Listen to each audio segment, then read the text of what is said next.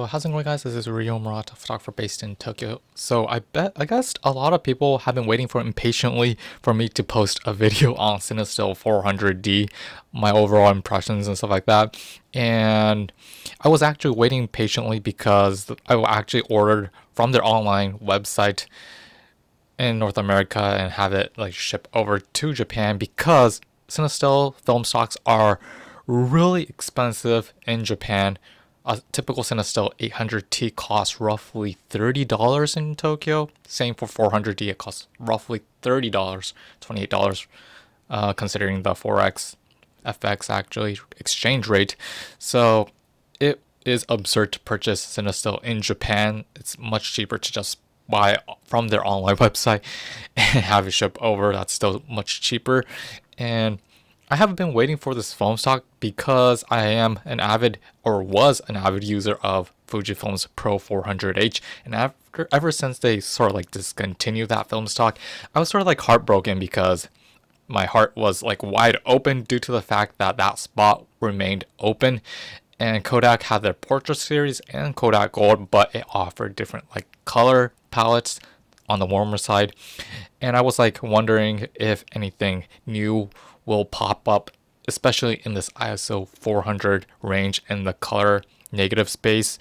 And now we have this Cinestill 400D. So if you guys know, 400D stands for damn, dynamic, and daylight balanced color negatives. And you guys probably know 800T, the T stands for tungsten, meaning that it works really well, especially in the nighttime. But if you bring that 800T during the what we call the daytime, you get, because it's tungsten based balance Kelvin on the Kelvin scale, you get a super blue image. And typically during the day you want to use sort of like a color negative that's daylight balanced.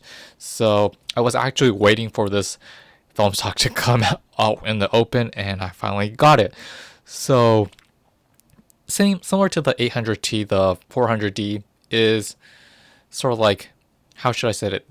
Cinestill brought their film stocks from the Kodak Vision Cinema series of film, but in order to make it easier to sort of like process, they removed this remjet layer, I guess. And by removing that, we were able to sort of like process it in C41 instead of ECN2, which takes a lot of equipment, chemicals, and stuff like that. I actually did not have any specific things to shoot actually, but one of my followers, one of my subscribers actually commented saying that they wanted to see a location that's not too touristy, full of people, because Tokyo's like full of people right now. And you guys know I don't like to be in the crowd. I like to be isolated. I want my personal space. So, and I realized that I actually been around this area. There is a waterway, and in downtown around Asakusa area, there's this sort of like really large river called the Sumida Gawa, which back in the days connected Asakusa when when there were no cars. People basically transported cargoes via ships and stuff like that. So this waterway is not known towards a lot of foreigners. So I thought it would be nice to just walk from Hamacho station upstream towards Asakusa. And typically this is sort of like a waterway sidewalk type of area where the locals actually typically like jog around or take a walk and stuff like that. So it's like not that touristy type of area, but I thought it would be nice to shoot around that area. And also because this is my first time shooting with Cinestill 400D, I typically don't shoot it with my GW690 because I only get 8 shots and I won't get that much of an clear idea of what this film stock can do or cannot do. So as a testing type of sort of like camera, that's where my Mamiya 645 1000S comes in. I get double the shots, so I can get a gist of what this film stock would look like. So yeah, I basically just walked from Hamacho station on the Toei Shinjuku Line to Asakusa area actually. So yeah, let's get going.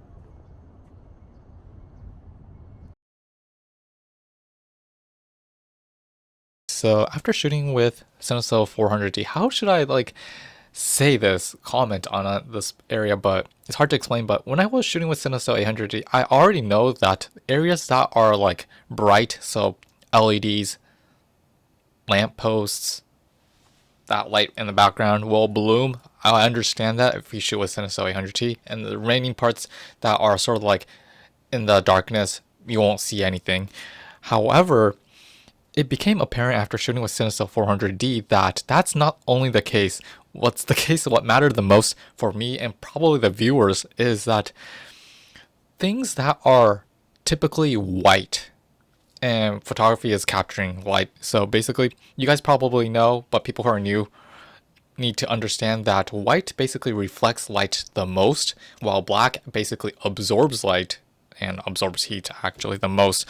So we had to take that into consideration, that I never anticipated that white objects would give this halation more than what I expected.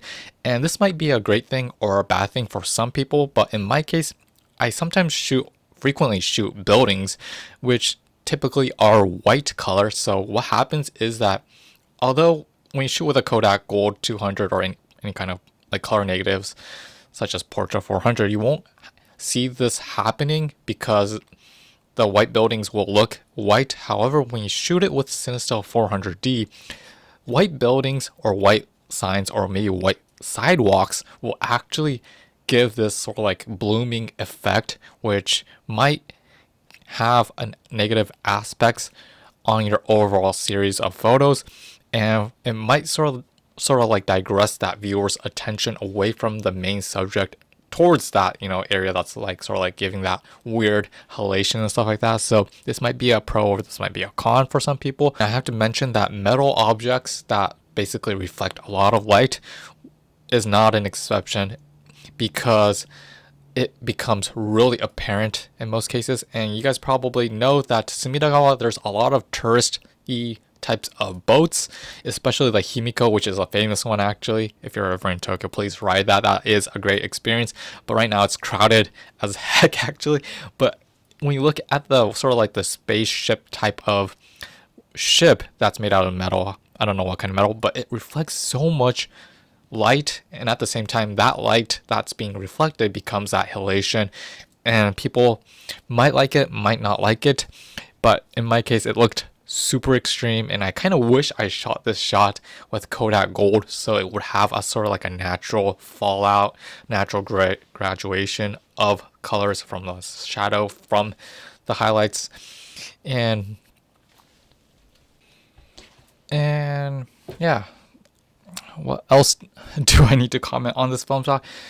If you're like a lover of Cinestill 800D, obviously 400D is a great choice because it's actually easier to edit than Cinestill 800D, just in my opinion, because Cinestill 800D, you kind of have to sort of like, in my process scheme, I basically have to sort of like scan it in Silverfast as a negative and sort of like flip that in a program called Negative Lab Pro in Lightroom, and you sort of like have to sort of like tweak that image, the color balance and stuff like that. While 400D on the other hand, because it's a color negative, you can basically scan it in the Silverfast software and you can basically adjust the colors and you're mostly done in most cases. And this will appeal to a lot of photographers who want a faster like sort of like speed in terms of like shooting method, and you can save a lot of time shooting with Cinestill 400D compared to Cinestill 800D. But because there's this one-stop difference of ISO 400 and ISO 800, the 800 might be easier to shoot during the night because you can basically sort of like open the shutter half the time compared to 400D, and it gets a little bit hectic, especially in the night. So what am I trying to say? Honestly, people might like this film stock, people might hate it, but I'm actually happy to see that there are these companies trying to make a new film stock ever since, Fujifilm left the color negative space. They left the medium format, actually color negative, wide open for a lot of companies to sort of like come in and start like making color negatives. So it's actually great to see Cinestill making this film stock available. Obviously, it's not gonna appeal the majority of people, but it will appeal towards a specific people who are looking for that look. And I honestly enjoy shooting with this film stock, especially when you overexpose it by 1 to 2 stops. When I overexposed it by more than 2 stops, it looked super pastelish, and some people might like that look. I went too far, so I might need to hold back on that. I don't know, opening my shutter. So yeah, hope you guys enjoy this video. If you have any questions, I'm happy to reply. And yeah, we will see you next time. Peace out.